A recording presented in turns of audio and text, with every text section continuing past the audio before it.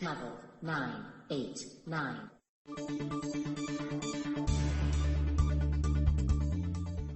Welcome to episode 2 of 989 on Health, a show where you don't need years of university to understand the latest news about health and related subjects. An important announcement for our listeners. This podcast is intended to be an informal tool for laymen and practitioners alike to hear our viewpoints on health and wellness. Don't rely on the information in this podcast as an alternative to medical advice from your doctor or other professional healthcare provider. For the full disclaimer, please see our website. I'm Mike Davalos, just a guy, an average Joe. If I open a book, there better be pictures. And I'm joined by the opposite of average, Brandon Weintraub, a primary care physician. Good morning, Brandon. Hey, Mike. We have some follow-up from episode 1, which was about Eastern and Western medicine. A listener wondered if Eastern medical practitioners have to be based in a medical facility or if they can make house calls. Eastern medical practitioners can be based out of individual offices or group practices. They are definitely allowed to make house calls. While many of the acupuncturists I know try to have a brick-and-mortar location for their primary office, many are willing to travel to see their patients at home in cases of illnesses that make it unpleasant or difficult for the patient to travel. And another question about episode 1, where you mentioned the case of strep throat. Now, you said the Eastern practitioner wouldn't treat the bacteria, but I think you said the processes of the body as a whole. So specifically, what would a typical Eastern medicine prescription or treatment be for strep throat? What instructions or herbs would I be going home with? Because a disease, in this case strep throat, can have several different diagnoses, I can't tell you with certainty which formula or treatment protocol would be used for strep throat. One of the most common Eastern diagnoses for strep throat would involve treatment with a formula called Yin Chow San. It's a formula which is used in situations that involve high fever and burning sensations. The average patient is going to be prescribed 9 to 12 grams daily for their general dose and over the course of several days. If their condition doesn't improve or they have negative side effects, the patient would be encouraged to contact their herbal practitioner for either modification of the dosage, modification of the formula ingredients, or changing the formula entirely. Great. Our topic for today is stress. Now, when I think about stress, the first thing that comes to mind is more of a physics angle. There's like a steel beam that's under a heavy load, and parts of the beam start to wear because of too much weight, or it's bending or heating up or some kind of friction, and eventually even a steel beam will start to break down. But the physics approach really applies pretty well when it comes to how it feels to be in a stressful situation. It's everything the world is throwing at you, trying to wear you down. So, Brandon, can you give us a short medical definition of stress? Not well. The term stress is used in so many different contexts and has so many different shades of meaning. To most people, stress is that awful, uncomfortable feeling you get when your boss tells you the deadline's been moved up 3 weeks and you'll have to pull a 90-hour work week. My personal favorite definition of stress is simply the non-specific response of the body to any demand for change. The non-specific part is particularly important. Non-specific? It seems like such a weasel word, just kind of like a BS term. It seems like it's what doctors say when they don't really know. It's kind of a fuzzy, unhelpful term, but I guess in this case it means that it impacts a lot of body systems in a variety of ways. It seems like stress is a natural part of any animal's life, and I'm biased, but it seems like humans take it to a whole new level, beyond dig out a cozy den, find a mate, eat or be eaten. Stress, if we apply my favorite definition, is definitely a part of every living creature's life. In order to survive, every living thing has to adapt and change, not just to life-threatening stimuli, but even in terms of just keeping their hearts beating or keeping their lungs breathing. Humans seem to have taken the concept of stress to a whole new level. The emotional response to the need for change is frequently difficult to deal with, especially since our modern society seems to find every excuse to add new stressors every day. Now, you hear a lot of general suggestions from health information sources. Try to manage stress by eating right, exercising, and getting enough sleep. Let's assume I'm an average guy with an average life and, a few too many bacon cheeseburgers and not getting enough sleep or exercise. What is too much stress going to do to me? Well, again, we're talking about stress in more terms of emotional stress. The constant anxiety and discomfort that seems to pile up on a day-to-day basis. One of the biggest questions in the Western medical world about stress boils down to, is stress primarily an external response? In other words, is it something that can be measured by observing skin reactions, hormone secretions, etc.? Or is it that internal response to some particular stimuli? It's generally accepted that anxiety can cause the release of cortisol, a natural steroid, adrenaline, and a whole host of other chemicals as the body attempts to prepare itself for fight or flight, to take action to resolve a particular emotional stressor.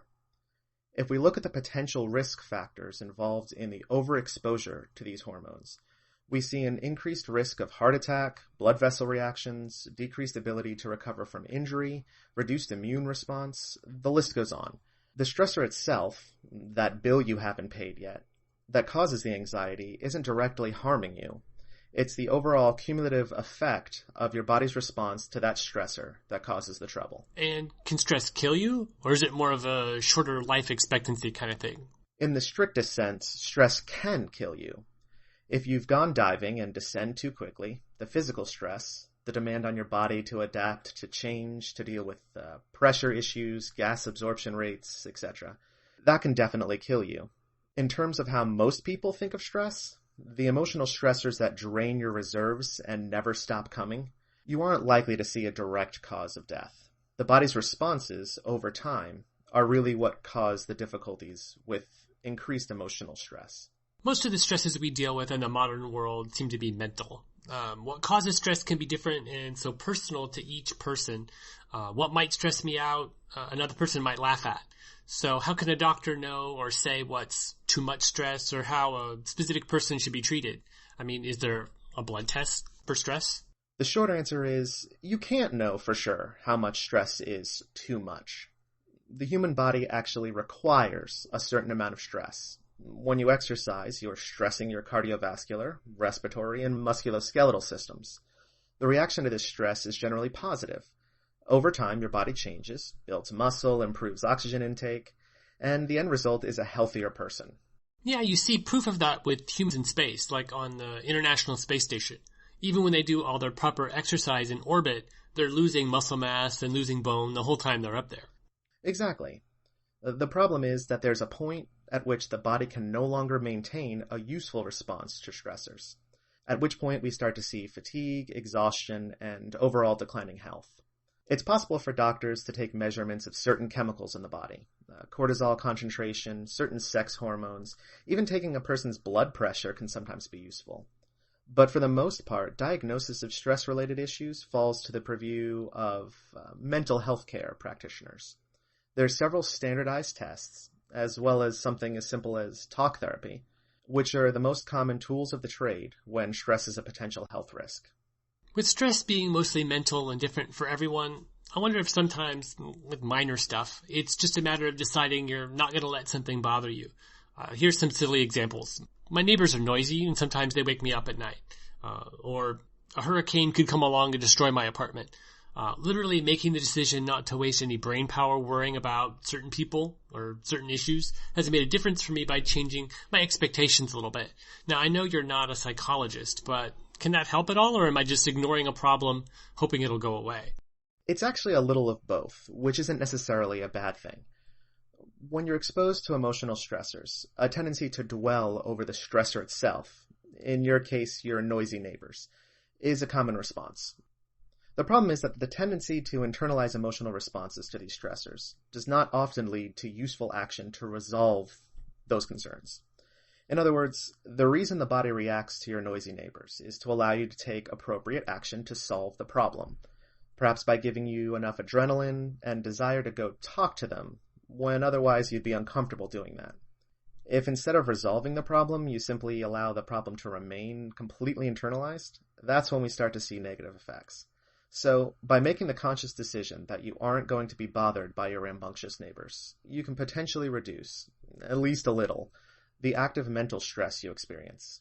Okay, so I can put on headphones and try to ignore my neighbors when they're too loud, but what about bigger problems, nagging worry, like a hurricane that I talked about? That kind of thing can be hard to put out of your mind, especially if you've actually lived through some hurricane damage. Sometimes making the conscious decision to not be stressed isn't enough. keep in mind, even if you aren't aware of the sensation of being stressed, your body is experiencing stress all the time. Add together the physical stressors experienced every day with 100 emotional stressors, no matter how small, and there's the potential for a physiological response even if you aren't feeling stressed and anxious. There are even instances when stressors are outside your ability to decide on whether to be stressed about them or not. Patients with certain disorders, generalized anxiety disorder, for example, can't help but be worried about a myriad of potential threats and stressors, and simply trying to reason out whether or not a stressor is reasonable doesn't help them. What does that mean exactly? It means that sometimes a person can realize they are adding to their own emotional stress load by worrying about something that isn't important, and that's enough to help them reduce their stress level. However, that isn't always going to be enough, no matter how hard the patient might try. I have a factory job. I'm one of the very few lucky ones who mostly work at a desk, but I see firsthand what the workers go through every day. 12-hour shifts, on their feet, lifting heavy loads, and their schedule changes constantly, so you know their sleep schedule's ruined. And for most of them, they've been doing this kind of work for 10 or 20 years. If a doctor told them not just you need to find a new job, but something like you need to find a different type of job because factory work is killing you, they would nod and they would shrug it off because it's all they know how to do. And the money's so good. I mean, a lot of these folks are making $20 an hour or more with nothing but like a high school education. They can't afford to quit. So when the things that are causing the patient the most stress are the things they can't change, what then? I mean, if one of these workers came to you for healthcare, what could you do? This situation is by far one of the most unfortunate and frankly common that I've experienced in my practice. Pressures in society, economic concerns, overall work environment. The United States has managed to create a system where, for all the benefits and wonders of being a first world country, people are generally overworked, underpaid, and unhappy to boot. When someone comes into my practice and is obviously in a job that is harming them, there's often very little I can do to solve their problem. I treat the symptoms. The back pain from being on their feet too long, the fatigue from being up too late, the anxiety and depression from feeling stuck. But inevitably, when the patient returns to work, their problems return. I always tell my patients as clearly as I can, I know that the money may be good, but at some point, you're going to have to make a decision what's worth more, your paycheck or your health. The bad news is that more often than not, patients really are stuck in their jobs. The good news is that even though the problems they experience may not go away, if they focus on improving every other aspect of their life, their eating habits, their sleep quality, their exercise routine, mitigating the effects of their stressful work environment is still possible. Being stuck in a situation is the worst part. If your friend is causing you stress, you can stop hanging out with them. If your kid is causing you stress, you can't just ship them off to foster care. I don't have kids, but just to imagine, maybe in that situation, let's say I really have no clue what I'm doing. I want to be a good dad, but I'm doing a really bad job of it, and everybody in the house is suffering because of it. In that kind of case, if I learned more about good parenting, I would be better at it, and the stress level of the household would go down. Now, I'm probably putting too much responsibility on the doctor, but if I go to the doctor talking about my high stress level, are they just going to prescribe me some Xanax and get me out the door?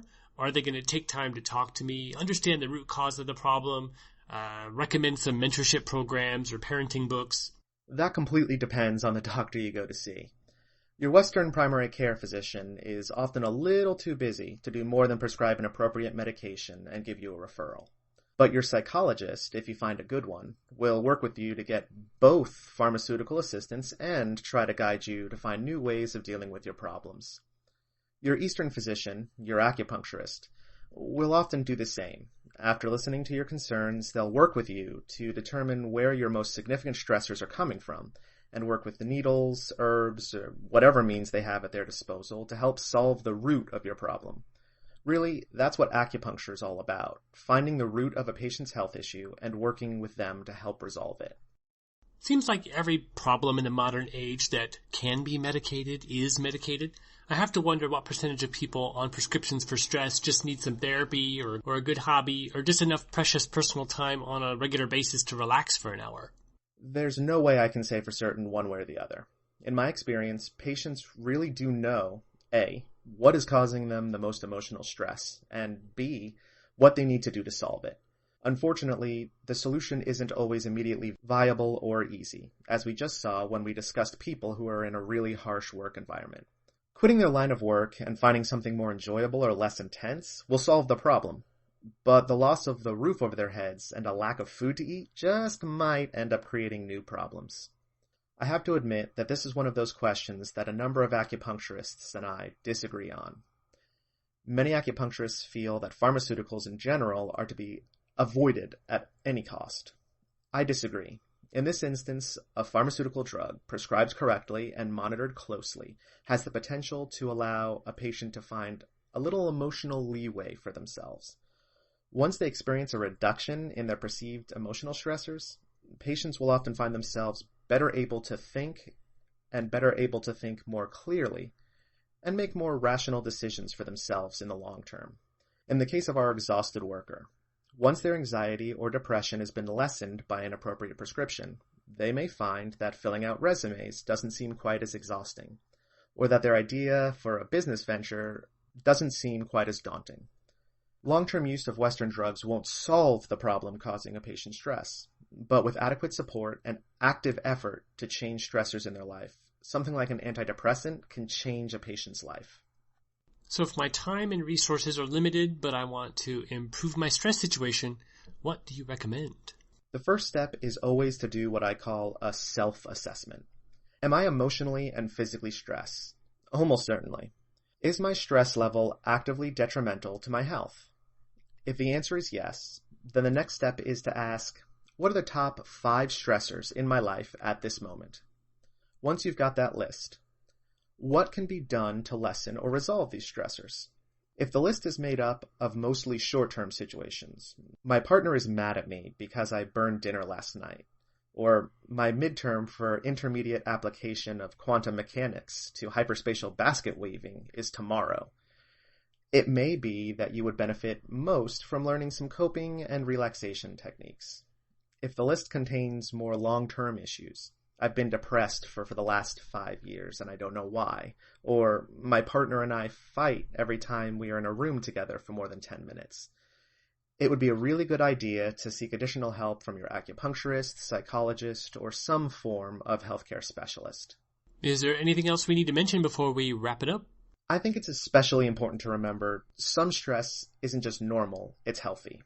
Sometimes finding yourself outside your comfort zone and feeling a little emotionally taut can bring about changes that are for the better.